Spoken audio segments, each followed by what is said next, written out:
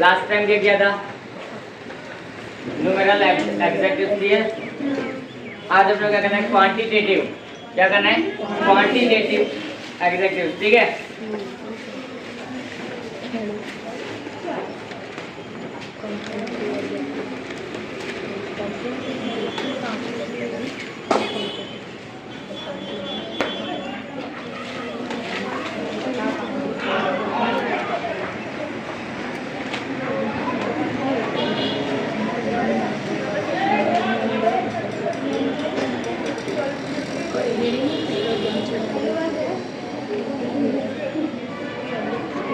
Okay, quantitative adjectives क्या होते हैं, पहले तो ये अपना थोड़ा सा इसके बारे में समझ लेते हैं, ठीक है।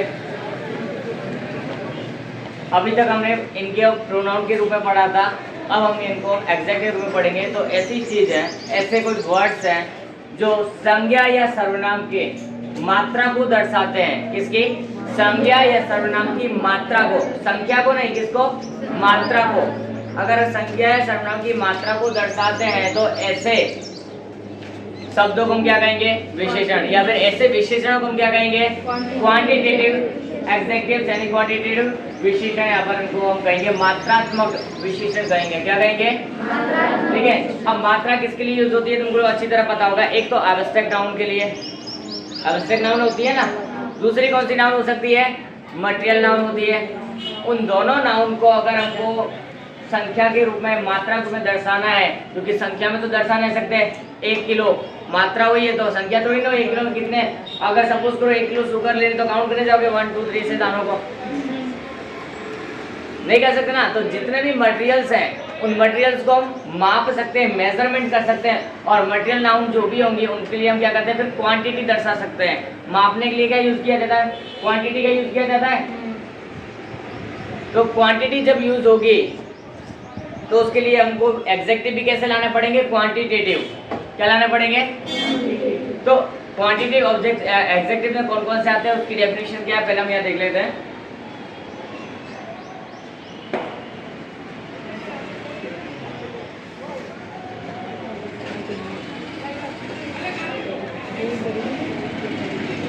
The adjectives which denote the quantity of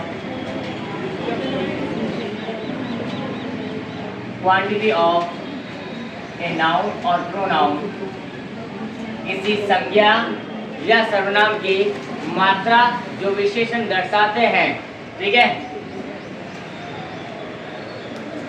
उन्हीं को क्या बोलते हैं, okay, are called quantitative adjectives. Okay, ऐसे विशेषण जो संज्ञा या सर्वनाम की मात्रा दर्शाते हो, ऐसे विशेषण को क्या कहेंगे, क्लियर है, डेफिनेशन माइंड में क्लियर हुई। और क्वांटिटी हमेशा किसकी दर्शाई जाती है, मटेरियल नाउन और एब्स्ट्रैक्ट नाउन की भी हम दर्शा सकते हैं, ठीक है। तो मैं लिखता हूं, these adjectives are used before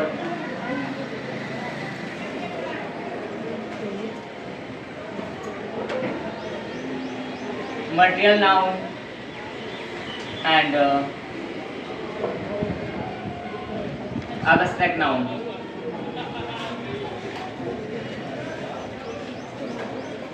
To show the quantity,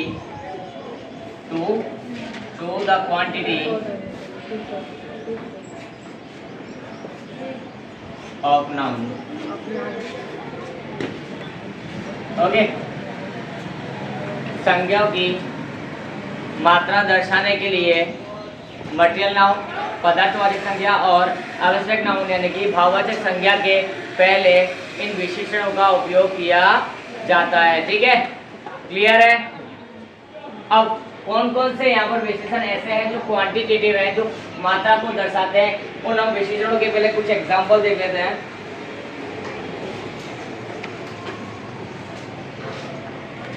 कि ऐसे विशेषण हैं कौन कौन से।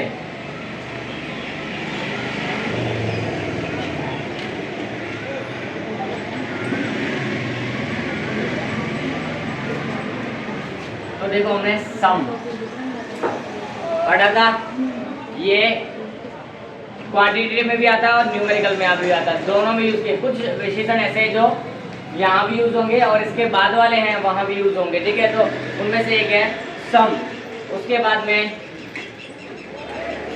एनी, होल, नो, ऑल, मोर, मोस्ट, मैंने भी यूज होता है पर मोस्टली मैंने यूज नहीं करेंगे इस टाइप के में, ठीक है। उसके बाद में इनफ, इनफ इज इनफ बोलते हो ना। उसके बाद में सफिशिएंट,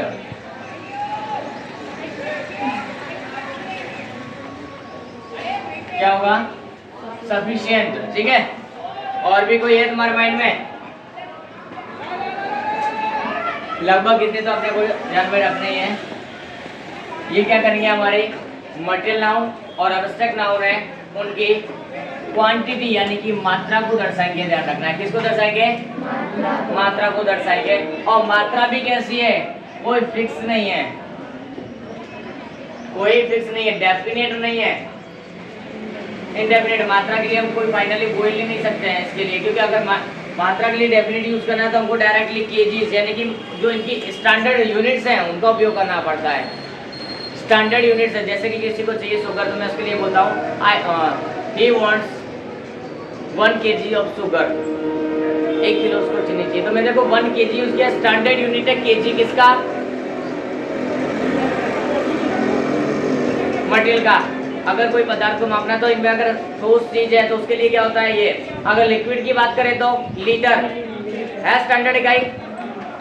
तो इस तरह से अपने को यूज किया जाता है, लेकिन हमको यहाँ पर सारे किस तरह से यूज करने हैं, स्टैंडर्ड डेफिनेट यूज नहीं करना है, हमको यूज करना है किन प्रोनाउंस को, और सॉरी किन एडजेक्टिव्स को ये। और इनमें से हमने कुछ पहले भी पढ़े हुए हैं, यानी कि न्यूमेरिकल एडजेक्टिव्स में भी, जैसे कि सम है, एनी है, इनफ भी है, ठीक है, ऑल भी है, नो भी था, ओके। और ये हमने प्रोनाउन में भी पढ़े हैं, लेकिन प्रोनाउन में और यहाँ में डिफरेंट है। ये किसी नाउन या प्रोनाउन के पहले लगेंगे और वो खुद ही नाउन या प्रोनाउन बनकर आते हैं, क्योंकि प्रोनाउन ही तो पढ़े थे हमने। किसी नाउन का स्थान अगर ये ले लेते हैं तो ये प्रोनाउन बन जाते हैं, लेकिन किसी नाउन या प्रोनाउन के पहले लग जाते हैं, किसी नाउन या प्रोनाउन के पहले लग जाते हैं तो क्या बन जाएंगे, ये एडजेक्टिव्स। वर्ड्स हैं, यूज के ऊपर डिपेंड करेगा कि ये नाउन है, सॉरी ये प्रोनाउन है या फिर एडजेक्टिव है, ठीक है। अब थोड़ा सा आगे चलते हैं, यहाँ देखो लिटिल भी हो सकता है। लिटिल भी किसके लिए उपयोग किया जाता है, क्वांटिटी के लिए, मटेरियल नाउन में उपयोग किया जा सकता है। सॉरी फ्यू नहीं, फ्यू कंपलसरी वो काउंटिंग वाली चीजों के लिए आता है। लिटिल यहाँ हो सकता है, लिटिल हमारे लिक्विड के लिए यूज किया जा सकता है इसके लिए, लेकिन फ्यू काउंटेबल के लिए। ध्यान रखना थोड़ा सा, लिटिल और फ्यू में डिफरेंस इतना है कि फ्यू है वो काउंटेबल के लिए लगता है और ये अनकाउंटेबल। एक्चुअली यहाँ अगर मैं इनकी जगह ऐसा लिख दूँ कि these adjectives are used before uncountable nouns, तो परफेक्ट इसका वो रहेगा। मैंने लिखा है मटेरियल और एब्स्ट्रैक्ट, अगर मैं इन दोनों को लिखूँ, ये दोनों क्या अनकाउंटेबल, बाकी सब काउंटेबल नाउन्स है। हमने जब नाउन्स के टाइप्स पढ़ाए थे तब वहाँ क्या डिस्कस किया था कि अगर नाउन को हम 2 कैटेगरी में डिवाइड किया जाए तो नाउन के मेन जो कैटेगरी 2 ही रह जाती है, काउंटेबल और दूसरी अनकाउंटेबल। काउंटेबल यानी जिसको काउंट किया जा सकता है, और दूसरी क्या थी, अनकाउंटेबल। अनकाउंटेबल में सिर्फ ये 2 ही टाइप आते हैं। एक बार वापस हमारी बुक ओपन करना, कभी घर पे टाइम मिल जाए तो, वहाँ साफ साफ लिखा है कि अनकाउंटेबल नाउन के अंदर सिर्फ 2 ही नाउन है। कौन कौन से हैं, मटेरियल नाउन और दूसरा कौन है, ठीक है। बाकी सब नाउन कैसे हैं, काउंट किए जा सकते हैं। कोई भी नाउन देख लो, प्रॉपर नाउन है तो प्रॉपर में भी कितने व्यक्ति, कितने स्थान है, ये सब काउंट किए जा सकते हैं। लेकिन यहाँ पर एब्स्ट्रैक्ट नाउन में क्या होगा, आइडिया, हैप्पीनेस, मैडनेस, कैसे काउंट करोगे इन चीजों को, वी कांट काउंट। इनको हम काउंट कर सकते नहीं है, तो इसके लिए हमको यूज क्या करना पड़ा, मैंने दोनों नाउन के नाम लिख दिया। अगर मैं चाहता इन दोनों की जगह कंबाइंड लिखता तो मैं सीधा लिख सकता कि भाई अनकाउंटेबल नाउन। ये क्या लिख देता मैं, अनकाउंटेबल। पर मेरे को पता है कि तुम्हारा माइंड को अगर घुमाना है तो पिछला अगर कुछ याद दिलाना है तो अनकाउंटेबल में कौन कौन से आते हैं वो भी पता होने चाहिए। तो मैंने दोनों लिख दिए हैं। क्या आता है अनकाउंटेबल में, अब्स्ट्रैक्ट और मटेरियल दोनों ही नाउन अनकाउंट, बाकी सारे नाउन काउंटेबल है, चाहे कोई भी नाउन की, इतने सारे हमने नाउन के टाइप पढ़े थे। ठीक है, तो अब इनको हम आगे बढ़ाते हैं। एग्जाम्पल की जगह अब एग्जाम्पल सेंटेंस लेना शुरू करेंगे। ठीक है, पहले कुछ सेंटेंस में यहाँ जितने लिखे मैं से लगभग 4-5 सेंटेंस ना बनाऊंगा। बाकी के सेंटेंस जैसा कि हमारी रोज की प्रथा है तुम्हारे पास से सेंटेंस लिए जाएंगे। सो अपना माइंड एकदम करेक्ट जगह पर रखना जिससे कि बोल सको। ठीक है, और ज़्यादा से ज़्यादा सभी लोग बोले ऐसा प्रयास करना। 2 व्यक्ति खड़े होकर बोले सिर्फ ऐसा नहीं। मैं चाहता हूँ कि जो लोग पहले नहीं बोले वो आज बोले। ठीक है, तो गेट रेडी। हाँ, एक मिस्टेक ना करना, इनको नाउन प्रोनाउन और एडजेक्टिव को मिक्स मत करना, क्योंकि पिछला पढ़ा हुआ सर ये सेंटेंस हम पिक्चर देख के फटाफट से बोल देंगे, ये मिस्टेक हो जाएगी। मैं दोनों के बीच में डिफरेंस बताऊंगा, जब लिखूंगा यहाँ पर तब बताऊंगा। बिना सेंटेंस के मैं डिफरेंस नहीं बताता। नाम में तो ये प्रोनाउन में भी आते हैं, नाम में तो ये एडजेक्टिव में भी आते हैं, और इसके बाद जो हमने कल पढ़ाया था न्यूमेरिकल उसमें भी थे। लेकिन उनके बीच में क्या डिफरेंस है वो चीज का हमको माइंड में ध्यान में रखकर सेंटेंस बनाना है और फिर बोलना है, मिक्स नहीं होना चाहिए। ठीक है, तो मैं स्टार्ट कर रहा हूँ एग्जाम्पल सेंटेंसेस। अगर किसी को अभी से कोई डाउट है कि यहाँ तक में, तो पहले वो मेरे से क्लियर कर ले। है किसी के कोई डाउट?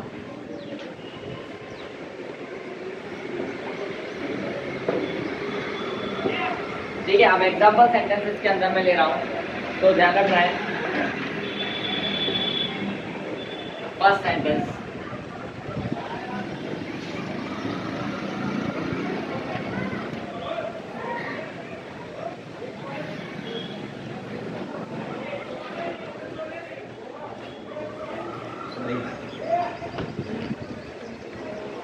ये काउंटर में यूज हो रहा है। देखो मेरे से बोली तो तुम्हारे से दोनों होती है।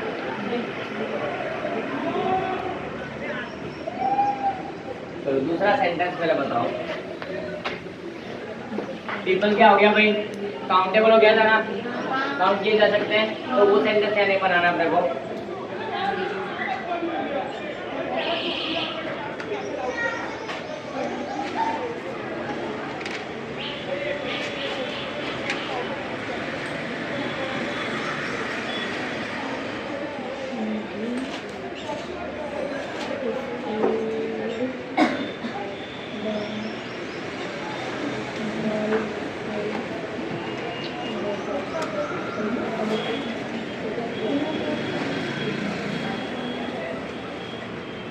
तो पहले यहाँ ध्यान रखना है, डिस्कशन बाद में। Nidhi spilled the whole water of her बोतल। निधि ने उसकी बोतल का पूरा पानी ढोल दिया। स्पिल्ड का मतलब क्या होता है? ठीक है, वेस्ट कर देना है तो ढोल देना, गिरा देना। तो निधि स्पिल्ड द होल, आया कि नहीं आया? होल है यहाँ पर। होल का मतलब क्या होता है? ठीक है, पूरा पूरा पानी था किसका, उसकी बोतल का, वो पूरा इसने क्या कर दिया भाई, डोल दिया, गिरा दिया। जो भी तुम्हारे को वर्ड उचित लगे वो यूज करना है हिंदी में। ठीक है, हिंदी में बहुत सारे अर्थ निकल सकते हैं। तो Nidhi spilled the whole water of her water. तो हमने यहाँ पे वाटर है, वाटर के पहले वाटर तो क्या हो गया, नाउन हो गया ना। मैंने क्या बोला, ये वर्ड्स जहाँ भी लगेंगे नाउन के पहले लगेंगे या तो प्रोनाउन के पहले लगेंगे। तो देखो नाउन के पहले वर्ड लगा, और वाटर कैसा है भाई, मटेरियल नाउन। अनकाउंटेबल तो है ही, लेकिन दूसरा क्या, मटेरियल नाउन है। अगर ये मटेरियल नाउन है तो उसके पहले हमको क्या यूज किया भाई, होल यूज किया। और होल है क्या है, एडजेक्टिव है। क्यों है ये? क्योंकि ये विशेषण, ये इसकी विशेषता बता रहा है किसकी, वाटर की। वाटर डोला पर कितना, पूरा का पूरा, तो होल वाटर, पूरा का पूरा। अगर ऐसा लिखा होता कि some water, Nidhi spilled some water for बोतल, निधि ने अपना बोतल का कुछ पानी गिरा दिया, तो भी राइट था। सम का यूज हो जाता वहीं पर ही। ओके, अब आगे मैंने एक स्टोरी सुनाई थी, याद आ रहा किसी को? Thirsty crow. Once there was a crow, he was very thirsty. He flew here and there in search of water. He saw a pot of water, but there was a little water. आ रहा है? तो मैं यहाँ वही sentence लिखने जा रहा हूँ. There was a little water. There was a little water in the pot. घड़े के अंदर या तो बर्तन के अंदर, पॉट के अंदर कितना पानी था? Little water. आया कि नहीं आया हमारा लिटिल वाटर? तो था, और उसकी विशेषता बता रहा कैसा था? थोड़ा सा. कैसा था? थोड़ा सा. तो यहाँ पर देखो मैं ये यूज किया, there was a little water. Clear है? आगे ना, थर्ड नंबर. नेक्स्ट सेंटेंस हम लेते हैं. लिटिल आ गया हमारा, होल आ गया. अब दूसरा,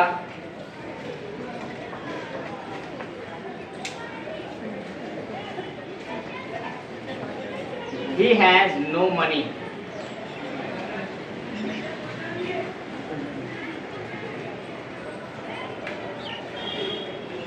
सही है या गलत है? मनी कैन बी काउंटेड और नॉट? नो. मैंने लास्ट टाइम भी बताया था कि money can not be counted, but your rupees are there. If you are talking about rupees, you can count.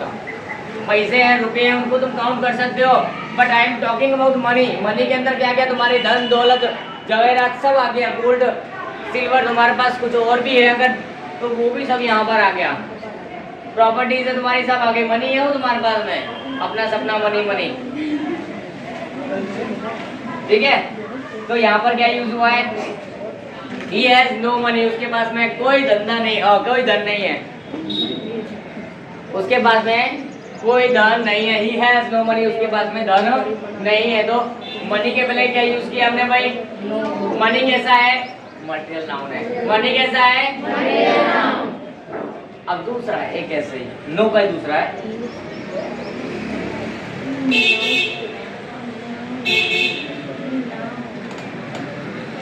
She has no pity. ये पिटी क्या चीज है? मैं यही पूछ रहा हूँ. ये पिटी का मतलब क्या होता है? पिटी का मतलब होता है दया. जेठालाल की नहीं? दया है. ठीक है? पिटी मतलब किसी को काइंडनेस. Abstract noun. कौन सी नाउन है? ठीक है? She has no pity. उसके अंदर दया भाव नाम की कोई चीज नहीं है. अगर उसको इंग्लिश में बोलना है, मैंने हिंदी में बोला उसके पास दया भाव नाम की कोई चीज नहीं है, बट इंग्लिश में छोटा सा short and sweet, she has no pity. He has no pity. अगर कोई लड़के के बारे में, आदमी के बारे में बोलना है, he has no pity, उसके मन में दया भाव नहीं है. अपने को हिंदी में इतना सारा जोड़ना करना पड़ता है. इंग्लिश एकदम शॉर्ट एंड स्वीट है, सिंपल बोलो, बात खत्म. He has no pity, she has no pity. अगर कोई टीचर तुमको मार मार करता है, दया भाव नाम की चीज नहीं है. He has no pity. कैसा नो? हमारे घर में भी कभी कभी ऐसा होता है, बड़े भाई बहने हैं, छोटे भाई बहनों को बरोबर से तो वहाँ भी बोल सकते हैं he has no pity. Mummy papa भी कभी कभी मार देते हैं. किसी किसी की मम्मी पापा के पास में भी ये चीज नहीं होती है. तो he has, yes he has no pity. या फिर they have no pity. They have no pity. Mummy papa दोनों ही बराबर से मारते हो. ये हमारे रेगुलर यूज के वर्ड्स हैं, हम यूज तो करते हैं पर कभी इसको ट्रांसलेट नहीं करते. इंग्लिश के अंदर यूज तो करते हैं लेकिन इंग्लिश में ट्रांसलेट करके नहीं देखते कि इसका भी कुछ होगा क्या. हमारी डेली लैंग्वेज के अंदर अगर तुम डेली रूटीन अपना लिखो ना, डेली रूटीन हिंदी में, उसको ट्रांसलेट करके सीखो. सबसे जल्दी इंग्लिश सीखने का तरीका यही है. हमारा डेली का रूटीन, हम सुबह उठने से लेकर रात को सोने तक क्या करते हैं, जो भी एक्टिविटी दिन में पूरे में करते हो, उसको पहले हिंदी में लिख डालो और उस हिंदी को फिर ट्रांसलेट करो इंग्लिश के अंदर. वर्ड्स हमारे यही रहेंगे, नहीं चेंज होंगे, ये मेरी गारंटी है. अगर तुमको कोई वर्ड्स नहीं आते तो मेरे से आके पूछो, मैं हेल्प करूँगा. लेकिन आप ट्राई नहीं करना चाहते ना, बोले पूरा दिन का खाना लिखने बैठेगा, रात को सोते टाइम लिखना. दूसरे दिन लिखो ना. मेरा कहना है कि आज का दिन का है उसको दूसरे दिन लिखो, नेक्स्ट दिन का उसके दूसरे दिन लिखना. थोड़ी नहीं बोलते रात को 12 बजे सोते समय लिखो कि हम सो रहे हैं अब भी लिखते जाएं। नहीं तो दिन में दोपहर तक जितना एक्टिविटी किया उसको पहले एक साथ में लिख लो दोपहर तक, उसके बाद की एक्टिविटी को बाद में लिख लेना जब टाइम मिले तब। लेकिन लिखना पड़ेगा, पढ़ना पड़ेगा, ट्रांसलेट खुद को ही करना पड़ेगा। काम तुमको करना है, हम सिर्फ गाइड कर सकते हैं। चलो आगे चलते हैं नेक्स्ट सेंटेंस की तरफ। यहाँ पे क्या था भाई, ये मैंने दोनों चीज़ के लिए यूज़ किया है, एक मटेरियल नाउन के लिए और एब्स्ट्रैक्ट नाउन के लिए। जैसा मैंने बताया कि दोनों टाइप के नाउन के लिए कोई भी यूज़ किया जा सकता है, तो यस कर सकते हैं हम, लेकिन सिर्फ अनकाउंटेबल नाउन होगा तो ही ये क्वांटिटेटिव लगेंगे, मात्रात्मक विशेषण। और हमेशा किसके आगे लगेंगे भाई, किसी नाउन या तो प्रोनाउन के पहले, ना कि बाद में, ना अकेले। किसी भी नाउन या प्रोनाउन के पहले लगाना जरूरी है तो ही एग्जैक्ट होंगे, नहीं तो वो अपना रूप बदलकर दूसरे रूप में चले जाएंगे प्रोनाउन में। जगह बदली, सॉरी, सफिशिएंट का मतलब होता है इनफ, पर्याप्त है। मैं बता रहा हूँ, उसका सेंटेंस भी ले रहा हूँ, ये कोई सामने ले रहा हूँ मैं यहाँ पर। I have sufficient money to buy this bungalow.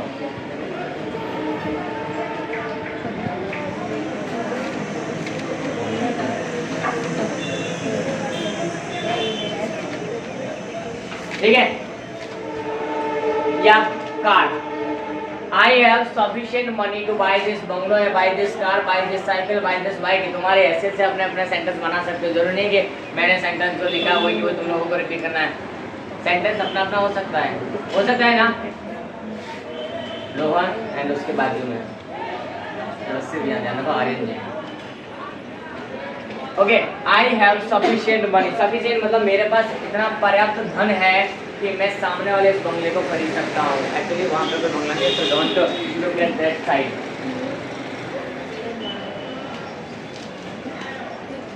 Okay, I have sufficient money, clear है।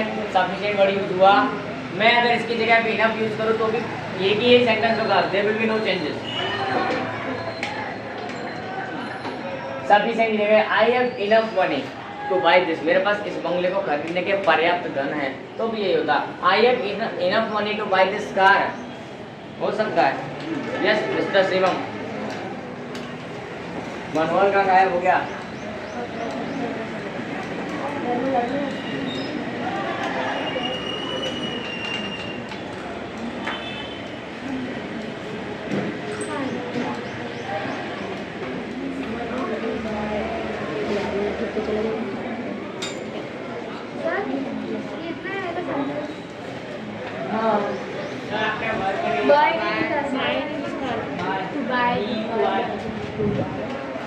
Okay,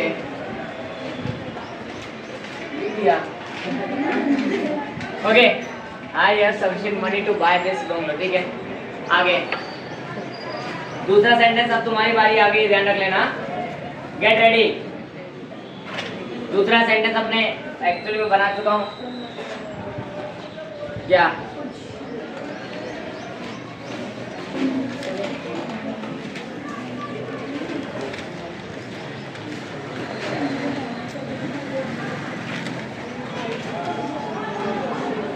You have broken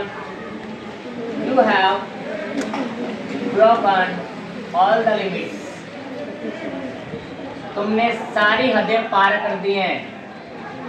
You have broken all the limits. तुमने सारी हदें पार कर दी हैं। ये हदें हमारी बॉर्डर वाली नहीं है, ये हमारे गुणों की बात होती है। जब हम कुछ बोलते हैं ना, मम्मी पापा तुमको बोलते बेटा तूने बहुत हद पार कर दिया, आज तो मना करके गए हो कि ये काम नहीं करना है, लेकिन तुम बार बार उस काम को करते हो। एक बार माफ किया, दूसरी बार फिर ऐसा कोई काम करते हो जो मना करते हैं। एक दिन गुस्सा आता, बोलते बेटा तूने बहुत सारी हदें पार कर दी, अब तो तू मार खाएगा। आया कि नहीं सेंटेंस है रेगुलर का? हमारे साथ ये बनता है नहीं बनता? देखो, you have broken all the limits, तुमने सारी हदें पार कर दी हैं। हम लोग भी क्लास में बोलते थे, टीचर भी बोलते नहीं बोलते क्लास के अंदर, एक दिन होमवर्क का बोलो नहीं किया, दूसरे दिन नहीं किया, तीसरे दिन नहीं किया। बाय द वे ये सेंटेंस अभी एग्जैक्टली बोलूं तो मैं सिर्फ राहुल में फिट हो रहा है मेरे लिए। फर्स्ट एग्जाम में मैंने वार्निंग दी थी, बेटा ऐसा मत कर। सेकंड में मैंने वार्निंग दी थी, नो। थर्ड में भी मैंने पेपर जब चेक किया तो पेपर में सिर्फ 2 या 3 पेजेस मिले। बेटा ऐसा क्यों, अब 12वीं आ गई, अब भी ऐसा करोगे तो फिर ये सारी हदें पार हो चुकी हैं, अब तो सीधा चटनी बनेगी। खाओगे ना चटनी सब लोग? तो हम चटनी बनाएंगे इसकी। You have broken all the limits. और बताओ सेंटेंस दूसरे तुम्हारे पास, अब तुम्हारी बारी है, बोलते जाओ एक एक करके। यस बेटा, Rohan stand up. Car has enough petrol. Sorry, car car नहीं बेटा, ऐसा मत बोलो। आई have enough petrol in my car. मेरे कार में पर्याप्त पेट्रोल है। ये भी लिख रखा है। हाँ, दोनों लिख रखे तो बहुत अच्छी बात है। देखो मैं ये सेंटेंस भाई आज रोहन ने बोला है पहली बार। आई हैव ये तेरे नाम लिखे इस sentence enough petrol in my car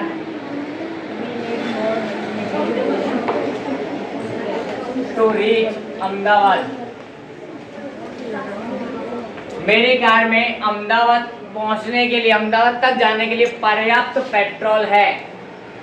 अब कहीं घूमने निकला होगा, वेकेशन चल रहा है तो बोल रहा अहमदाबाद जाना है, तो वहां तक पहुंचने के लिए पर्याप्त पेट्रोल है। तो आई हैव इनफ पेट्रोल, ठीक है, in my car to reach Ahmedabad. चलो नेक्स्ट सेंटेंस कौन बताएगा? मिस्टर कौशल जी।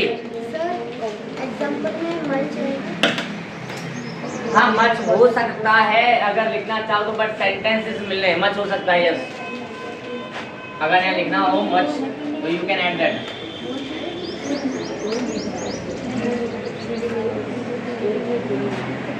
मैं बना के देता हूँ उसका सेंटेंस बस।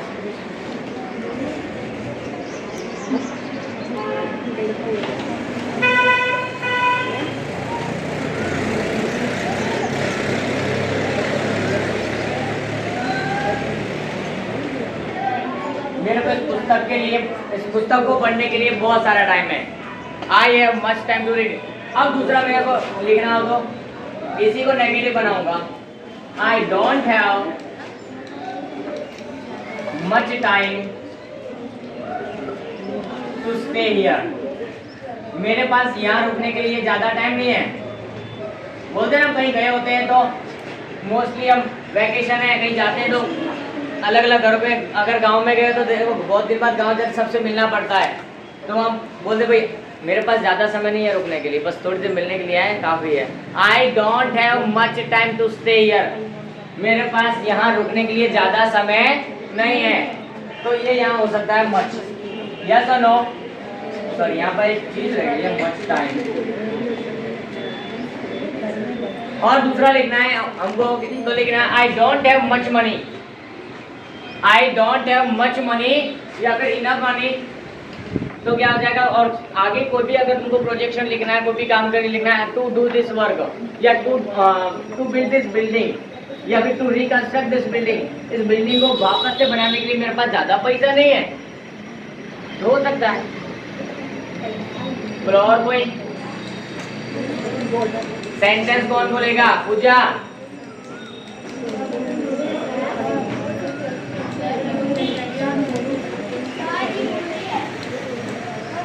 मैं एक एनी का बना दूं पहले, अगर एनी का हो तो मैं नहीं बना बोल, तो ठीक है, एक मिनट पहले मैं बनाता हूँ। Will you give me any idea to complete this task? चलो अब इस सेंटेंस में क्या है? आइडिया, आइडिया के पहले क्या है? आइडिया क्या है? एब्स्ट्रैक्ट नाउन है, और उसके पहले मैंने क्या यूज किया है? एनी है हमारे यहाँ पर कहीं? एनी हियर, तो एनी एब्स्ट्रैक्ट नाउन के पहले यूज किया जा सकता है, और ये तो काउंटेबल में भी यूज किया जाता है, लेकिन डिपेंड करता है कि आगे किस तरह का तुमने बनाया है। ठीक है, चलो और कौन बताएगा? बेटा खड़ी हो जाओ, बोल रही थी, सेंटेंस बोल रही थी। यस, ये मेरा ही सेंटेंस है। There is enough capital, to start this venture, इस साहस को शुरू करने के लिए मेरे पास पर्याप्त पूंजी है। आगे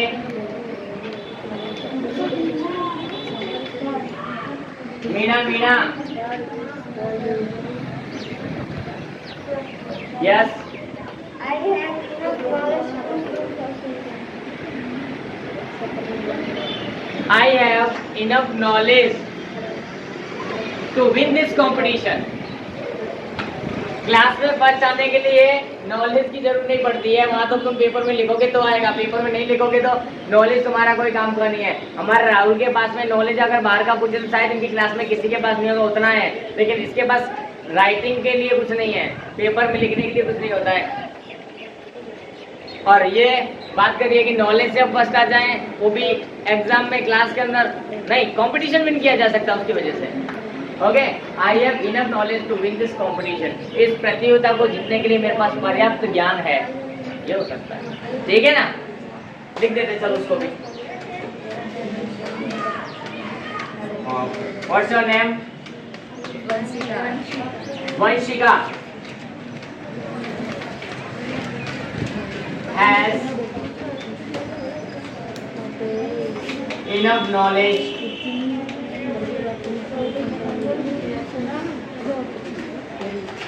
to win this quiz। मैं इसमें भी चेंज कर दिया, मैंने क्या लिख दिया भाई, क्विज या फिर क्विज कंपटीशन लिख दो। वक्तृत्व प्रतिस्पर्धा, यही होता है ना। चलो बेटा, मोस्ट मतलब अधिक, मोर मतलब भी अधिक, ये डिग्री है बेटा, मोर मोस्ट, ठीक है। Yes There is much milk in the glass. Yes, there is much milk in the glass, glass के अंदर खूब दूध है, लेकिन पटियाला पैक लगाया होगा इसके लिए। We need more happiness. Yes, we need more happiness, perfect.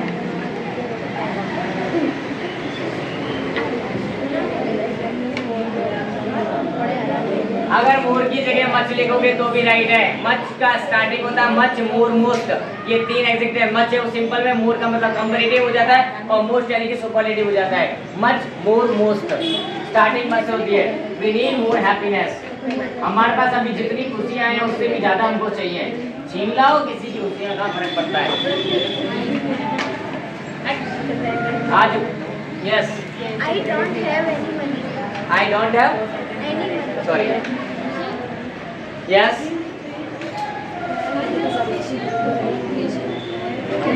I have sufficient confidence होगा बेटा। अच्छा, sufficient qualification to apply for this job. Okay, I चलेगा, आ जाओ। वी नीड मोर मनी, आगे चलिए, ठीक है। वहाँ से एक सेंटेंस आया है, I have sufficient qualification, I have sufficient qualification to apply for this job. कोई जॉब की वैकेंसी आई है, अगर वहाँ हमको अप्लाई करना है तो फर्स्ट ऑफ ऑल हमको बोलना पड़ेगा कि वी हैव क्वालिफिकेशंस और not, we have to check that. If we have sufficient qualification then we can apply for that post. So we can say this sentence that I have sufficient qualifications to apply for this job। इस job को हमको अगर apply करना है तो उसके लिए हमारे पास sufficient qualification। Yes, anyone else? Yes, question ji, no sentence is there। Yes, there are little water in this well। हो गया, there is little water. There के बाद में देखो डायरेक्टली आर लगा है तो उसके पीछे का चेंज देखा जाता है कि तुम किसके बारे में बात कर रहे हो। मोस्टली देयर, आर के बाद में ये मैनी में जो होता है क्या क्या बोलता है न्यूमेरिकल में, तब आर आ सकता है। वो भी डिपेंड करता है कि तुम्हारा सब्जेक्ट, तुम्हारे नाउन किस तरह का है। अभी तो क्या आएगा, अगर ये क्वांटिटेटिव है यानी कि अनकाउंटेबल नाउन से तुम्हारा सिर्फ और सिर्फ इज ही लग सकता है। Okay, there is little water in the well, कुएं के अंदर थोड़ा सा ही पानी है।